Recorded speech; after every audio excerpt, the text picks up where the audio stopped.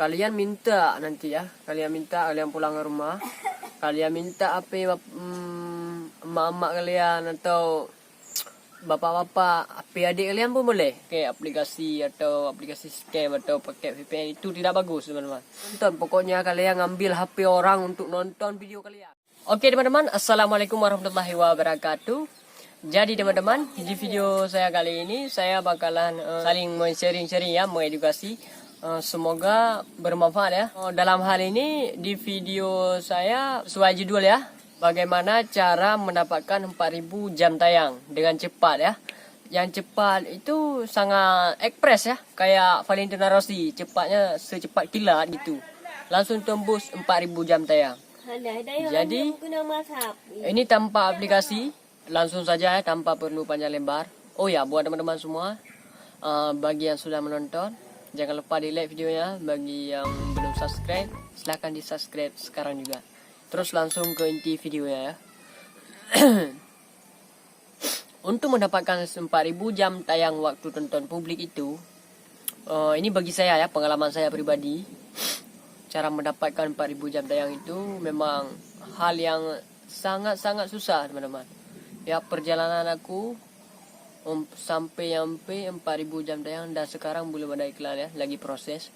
Nah ini aku sarankan buat teman-teman semuanya, semoga kalian cepat mendapatkan 4000 jam tayang. Ya intinya saran saya untuk teman-teman yang belum mencukupi 4000 jam tayang itu, kalian yang pertama tetap konsisten dalam upload. Itu tidak boleh putus, tidak boleh mati konten kalian. Maksudnya gini, kalian upload lah setidaknya paling lama 2 hari sekali. 2 hari sekali satu konten aja udah cukup ya. Beda dengan aku ini lagi stres kan, maklum juga ekonomi sekarang lagi PPKM kami di sini ya. Ini bukan canda-canda. Yang intinya kalian harus konsisten upload. Tidak boleh kalau tidak upload video mengharap atau membuat pakai aplikasi atau aplikasi scam atau pakai VPN, itu tidak bagus teman-teman. Ini maklum saja teman-teman, kami lagi kurang sehat nih. Lagi istirahat, disuruh istirahat di rumah. Mungkin bagi teman-teman yang belum mencukupi 4000 jam tayang waktu publik itu, memang jangan sampai putus asa lah kalian. Intinya gini, kalian tetap rutin mengupload ya. Insya Allah pasti berhasil, pasti melewati 4000 jam tayang itu. Ya, saya yakin. Karena pengalaman saya sebelum mencukupi 4000 jam tayang itu, sampai gila. Ini udah sembuh alhamdulillah. Gitulah. Kalian minta nanti ya, kalian pulang ke rumah, kalian minta apa emak-emak kalian atau bapak-bapak, adik kalian pun boleh. Terus kalau udah diminta, itu kalian klik aja langsung video kalian. Kalian buka itu, kalian klik video kalian. Yang durasinya sampai 1 jam, itu udah 1 hari kalian klik. Itu 1 jam dinonton, udah cukup.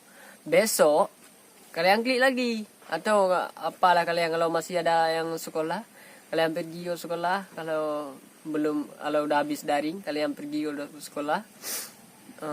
Kalian minta HP teman-teman kalian di situ.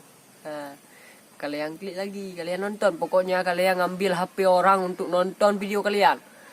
Gitu. Itu pengalaman saya ya. Itu kami untuk melewati lika-liku ya. Emang sangat-sangat susah.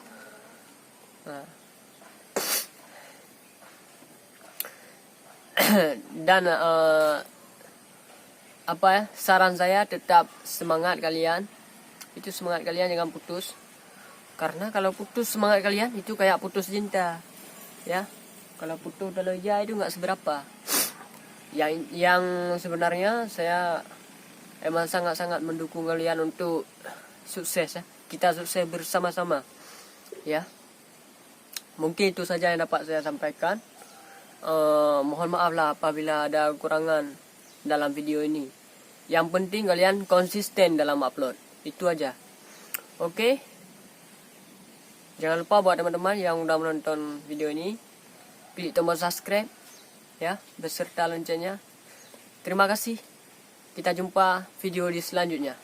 See you next time. Assalamualaikum warahmatullahi wabarakatuh.